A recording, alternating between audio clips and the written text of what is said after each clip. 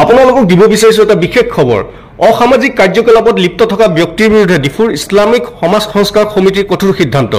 অবৈধ ড্ৰাগছৰ ব্যৱসায়ত জড়িত ডিফুৰ একালৰ প্ৰতিষ্ঠিত ব্যৱসায়ী আব্দুল খালেকক সামাজিকভাৱে বহিষ্কাৰ কৰা হৈছে। আব্দুল খালেক ড্ৰাগছৰ গোচৰত 3বাৰকৈ জেলত যোৱাৰ পিছত এই কঠোৰ সিদ্ধান্ত গ্ৰহণ কৰে সমিতিয়ে। ডিফুৰ চৰচৰী অঞ্চলত দ্বিতীয় পত্নীৰ সৈতে বসবাস কৰি ড্ৰাগছৰ ব্যৱসায়ত জড়িত হৈছিল দুয়ো পতি পত্নী। ডিফুৰ ইছলামিক সমাজৰ কোনো সামাজিক অনুষ্ঠানতে অংশগ্ৰহণ কৰিব নোৱাৰিব এতিয়া খালেকে। ডিফু ইছলামিক সমাজে তেওঁ আৰু তেওঁৰ পৰিয়ালৰ সৈতে কোনো ধৰণৰ সামাজিক সম্পৰ্ক নাৰাখে। বিয়া নিমন্ত্ৰণ আদিত ইছলামিক সমাজৰ কোনো মোল্লা মুৰব্বীয়ে অংশগ্ৰহণ নকৰাৰ বাবে ডিফু ইছলামিক সমাজ সংস্কাৰ সমিতিৰ সভাত সিদ্ধান্ত গ্ৰহণ কৰা হয়। খালেক আৰু তেওঁৰ পৰিয়ালৰ লোকৰ মৃত্যু হলে কবৰস্থ নকৰাৰো কঠোৰ সিদ্ধান্ত গ্ৰহণ কৰিছে এই সভাই। খালেকৰ এনে দুষ্কাৰ্যৰ পিছত সমাজৰ কোনো ব্যক্তিও এনে অসামাজিক কাৰ্যত লিপ্ত থাকিলে তেনে ব্যক্তিৰ বিৰুদ্ধে কঠোৰ ব্যৱস্থা গ্ৰহণ কৰা হ'ব বুলি সভাই সিদ্ধান্ত গ্ৰহণ কৰে। আজি সভাৰ সিদ্ধান্তবোৰ ন্যায়পালিকা আৰু প্ৰশাসনকো অৱগত কৰা হ'ব বুলি জানিব পৰা গৈছে।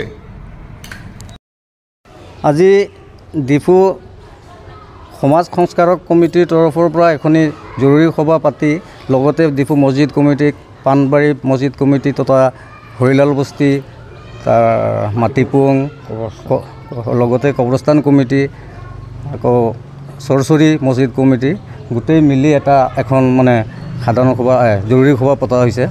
তে সভাত ডিচিশ্যন লাষ্ট এইটোৱে লোৱা হৈছে যে তাতে চৰচৰীত বসবাস কৰা আব্দুল খালেক নামৰ লোকজন বৰ্তমান 3বাৰকৈ সেই ড্ৰাগছৰ কেছত ফচিলে। গতিকে ৰাইজে সিদ্ধান্ত গ্ৰহণ সেইটোৱে কৰিছে তেওঁক আমাৰ সমাজৰ পৰা সমাজচ্যুত কৰিব। সমাজচ্যুতৰ ছিষ্টেমকেইটা হ'ব তেনেকুৱা: 1 নম্বৰ, সামাজিক অনুষ্ঠানত তেওঁৰ লগত আলিম উলামা লগতে সাধাৰণ ৰাইজে অংশগ্ৰহণ কৰিব নোৱাৰিব। ডিফু কবৰস্থানত তেওঁৰ পৰিয়ালৰ কোনো লোকক দফন কাফন কৰা নহ'ব। আৰু 3 নম্বৰত হৈছে তেওঁৰ গৃহলৈ কোনো ব্যক্তি নাযাব আৰু তেওঁ কাৰো গৃহলৈ অহা যোৱা কৰিব নোৱাৰিব। লগতে আৰু কিছুমানৰ নাম মানে মোটামুটি আমাৰ সন্দেহত আছে তেওঁ এই কাৰ্যৰ লগত জড়িত। তেওঁলোককো আমি পিছত আকৌ কিবা ভাল একশ্যন লোৱাৰ ব্যৱস্থা কৰা হ'ব। তাতে আপোনালোকৰ মিটিংখনত সমাজৰ এজন ব্যক্তিৰ বিৰুদ্ধে এই সিদ্ধান্তটো লোৱা হৈছে নে আৰু অন্য কোনোবা যদি ব্যক্তিও এনেকুৱা কৰ্মত লিপ্ত হয় তেনেকুৱাসকলৰ বিৰুদ্ধে কেনেকুৱা ধৰণৰ মানে কাৰ্য আপোনাৰ? নাই অকল এজনৰ কাৰণে নহয়, আমাৰ সমাজত যাতে তেনেকুৱা ধৰণৰ কাৰ্য কোনেও কৰিব নোৱাৰে সেই বুলিহে আমি মিটিংখন পতা হৈছে, সভাখন কৰা হৈছে। আৰু তাতে সিদ্ধান্ত সেইটোৱে লোৱা হৈছে সেইবোৰ কাৰ্যত যদি ভৱিষ্যতে আৰু কাৰোবাক তেনেকুৱা পোৱা যায় তেতিয়াহ'লে ছেইম এতিয়া খালেকৰ যিটো লোৱা হৈছে, খালেকৰ কাৰণে যিটো ব্যৱস্থা লোৱা হৈছে ছেইম তেনেধৰণে বাকী কেইজনৰ কাৰণেও ছেইম ব্যৱস্থা লোৱা হ'ব। মানে প্ৰমাণ সহকাৰে যদি আপোনালোকৰ সমাজৰ যিকোনো ব্যক্তিক আপোনালোকে পায় তেতিয়াহ'লে খালেকৰ বিৰুদ্ধে যিটো নিয়ম ব্যক্তিৰ বাবে কৰিব নেকি? হয়, যদি বৰ্তমান যি ব্যৱস্থাটো খালেকৰ ওপৰত লোৱা হৈছে সেই ব্যৱস্থাটো ছেইম সেই ব্যৱস্থাটো বাকী যাক তেনেকুৱা প্ৰমাণ সহকাৰে পোৱা যাব তেওঁৰ কাৰণেও সেই একে ব্যৱস্থা লোৱা হ'ব। মই ডিফু মছজিদ কমিটিৰ সম্পাদক হিচাপে বিগত 30 বছৰ ধৰি জড়িত হৈ আছোঁ।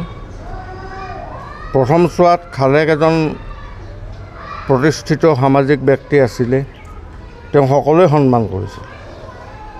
পৰৱৰ্তী পৰ্যায়ত তেওঁৰ কাৰ্যকলাপবিলাক গোটেই সমাজ ব্যৱস্থাৰ বিৰুদ্ধে গ'ল আৰু ইয়াৰ ফলত আনকি তেওঁ ড্ৰাগছৰ দৰে ব্যৱসায়তো লিপ্ত হ'ল। ইয়াৰ কাৰণে তেওঁ এতিয়ালৈকে 3-4 বাৰ গ্ৰেপ্তাৰ হ'বলগীয়া হ'ল আৰু প্ৰতিবাৰতে তেওঁ ওলাই আহি সেই একে কামকেই কৰি থাকে, যিটোৰ ফলত গোটেই বৃহত্তৰ ডিফু সমাজ ক্ষতিগ্ৰস্ত হৈছে। আৰু ডেকা চামটো বিশেষকৈ ডেকা চামটো বিপথে পৰিচালিত হৈছে। ডেকা চামটোৱে হ'ল দেশৰ ধৰণীস্বৰূপ। এই ডেকাসকল যদি বিপথে পৰিচালিত হয়, ক্ষতিগ্ৰস্ত হয়, তেনেহ'লে দেশৰ ভৱিষ্যতটোৰ ওপৰত আমি কুঠাৰ আঘাত কৰাৰ দৰে হয়। গতিকে তেওঁ যাতে আগলৈ আৰু এনেকুৱা কাম কৰিব নোৱাৰে তাৰে কাৰণে আজি এই কঠোৰতম সিদ্ধান্ত ডিফু বৃহত্তৰ মুছলিম সমাজে ল'বলৈ বাধ্য হৈছে। দ্বিতীয়তে তেওঁ যদি সংশোধন নহয় এইটো ইনষ্টেঞ্চ ৰাখি পেলাই আনৰ ক্ষেত্ৰতো এনেধৰণৰ কঠোৰতম ব্যৱস্থা সমাজে ল'বলৈ বাধ্য হ'ব। কাৰণ সমাজখনক ধ্বংস হ'বলৈ সমাজৰ যিসকল ব্যক্তি আছে, যিসকলে সমাজৰ উন্নতিৰ কথা চিন্তা কৰে, তেওঁলোকে কেতিয়াও সমাজখন ধ্বংস হ'বলৈ এৰি দিব নোৱাৰে। গতিকে খালেকৰ কাৰ্যকলাপবিলাকে আমাৰ গোটেই সমাজখনক, গোটেই বৃহত্তৰ ডিফু সমাজক ধ্বংস কৰি আছে।